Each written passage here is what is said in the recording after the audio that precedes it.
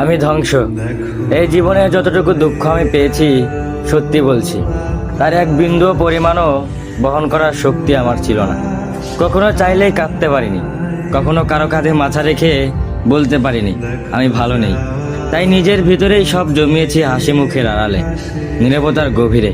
মানুষ ভাবে আমি শক্ত, আমি নির্লিপ্ত, আমি সব পারি, অথচ কেউ জানে না ভেতরে ভেতরে আমি কতবার ভেবেছি। একা রাতে বালিশ ভিজিয়েছি, চোখের জল দিয়ে গোপনে যুদ্ধ চালিয়ে গেছি।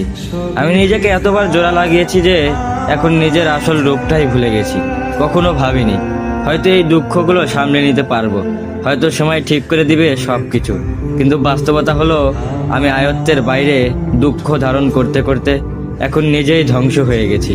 এখন মনে হয় আমি নেই, আমি কেবল এক ভাঙা মানুষ, যার ভিতরে অনেক কথা জমে আছে কিন্তু শোনার কেউ নেই। সবাই বলে খারাপ সময় সবসময় থাকে না, সময় ভালো হয়ে যাবে, কিন্তু কেউ বোঝে না সময় শুধু ক্ষত তৈরি করে, সেগুলো শুকায় না।